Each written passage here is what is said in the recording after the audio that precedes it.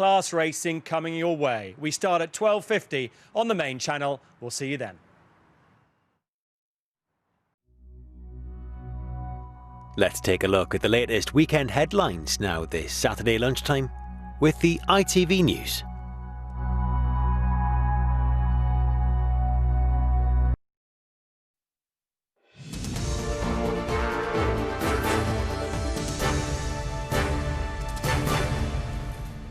Good afternoon, I'm Susanne Virdee. The government is expected to announce within the next few days the result of its review into social distancing rules in England. It could see the 2-metre rule cut to just 1 metre, which would be a big boost to many pubs and restaurants.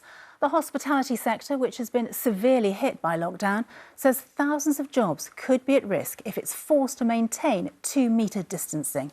Well, our political correspondent, Dinnen, is here now. So, Carl, a difficult decision for the government then? This is one of the toughest because, of course, if you relax this rule too early, you potentially get the virus coming back. But if you keep it in place for too long, then thousands of jobs could be lost. And as you say, that's particularly acute in the hospitality industry, which hopes to start opening up 2 weeks from today. But today, a short time ago, the Chancellor said that he thinks excellent progress has been made in tackling the virus, and he wants to see pubs and restaurants opening up soon. And he told us when we would be hearing the result of the review into that 2-metre rule.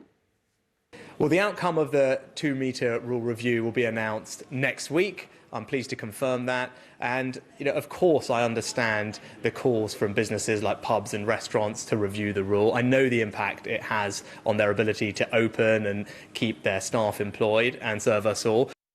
So it sounds to me like he's on the side of the argument for relaxing the rule, for going down to 1 metre, and I think quite a few of the Cabinet are, and we'll probably hear in the early part of next week. And Carl, what does scientific opinion have to say about relaxing the 2-metre rule? Well, we know that some of the scientific opinion around this is starting to shift towards relaxing the rule on the basis that there seems to be less coronavirus in the community than there was at the height of the outbreak, and it seems to have hit a consistently fairly low level, meaning that if you're within 1 metre instead of 2 metres of someone, in any event, that person is much less likely to have the virus. So balancing out the risk of losing all those jobs against the lower risk of catching the virus, the science seems to be moving towards relaxing the rule. But ultimately, of course, it will be a political decision. OK, Gil, thank you very much indeed. Another grim milestone has been reached in the pandemic. Brazil has become only the second country in the world after America to confirm more than 1 million people have been infected with coronavirus. The Health Ministry also announced a record number of new cases in the past 24 hours, more than 54,000. More anti-racism marches sparked by the death of George Floyd in America last month are taking place across the UK today. Police are again expecting large crowds in London, despite pleas to stay away because of social distancing measures. The biggest march is expected to gather at Hyde Park. Our correspondent Neil Connery is there and sent us this update a few moments ago. Well, protesters are slowly gathering here at Hyde Park. This march due to get underway in the next hour. Another march due to head off from Vauxhall in South London around the same time, and both of those marches then later this afternoon will meet up in Parliament Square. Now, the police urging people not to come into central London for these demonstrations today because of the coronavirus situation.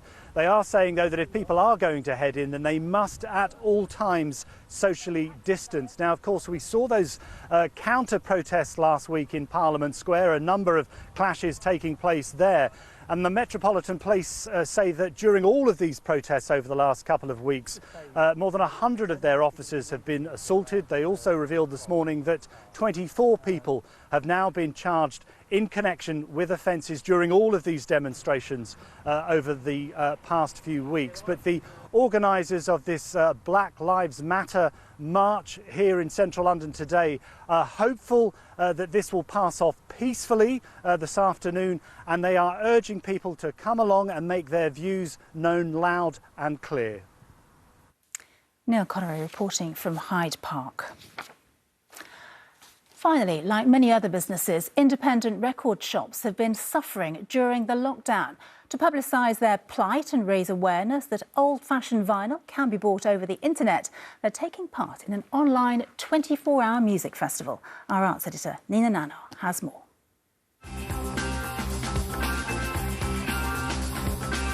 The charlatans owe their existence to record stores where they first connected with each other, according to their frontman.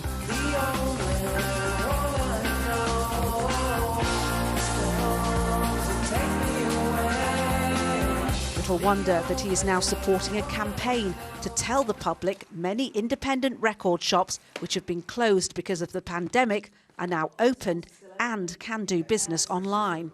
It's to raise awareness, keep people interested, make people realise that you can get records. If you can't go to a shop, you can get records sent to you.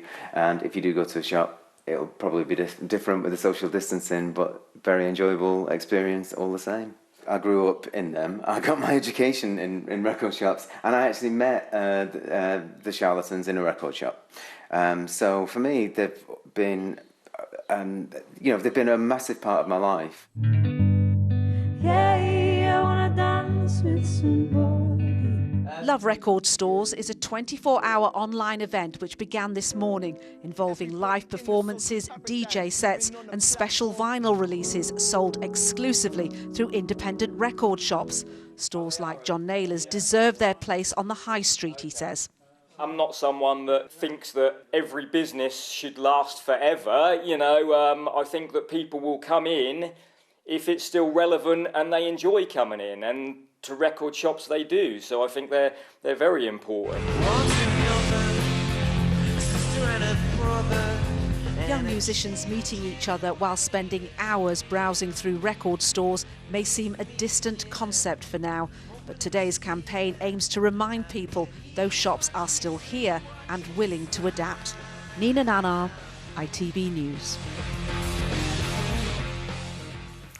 And that is it. The evening news is at 5. Until then, have a great afternoon. Bye-bye.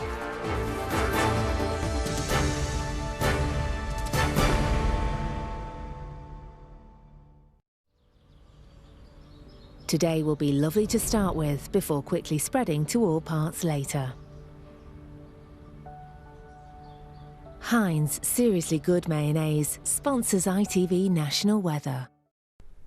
A very good afternoon to you. Warming up quite nicely through this weekend. Temperatures doing quite well in sheltered sunnier spells, and then hotting up into next week. Something of a heat wave as temperatures are set to soar. This is the earlier satellite and radar picture. Stunning sunshine this Saturday so far. A few clouds here and there. Many of these will break to reveal patches of blue sky, and a few hit and miss, well scattered showers developing primarily through England and Wales. These few and far between, and occasionally on the heavier side, but moving through at quite a pace in a bit of a breeze, and in the sheltered sunshine, highs of 23 degrees or so. A little cooler and fresher as the breeze picks up, particularly further west, but lots of sunshine as the day wears on. A lovely evening with the day so stretched out. Today's the summer solstice, the longest day of the year, so plenty of daylight, and then the rain heads in after dark. Soaking into the first stages of Sunday morning. It's looking soggy for many of us, but staying very mild. See you soon. Heinz Seriously Good Mayonnaise sponsors ITV National Weather. To play at your best, the slightest adjustments can make all the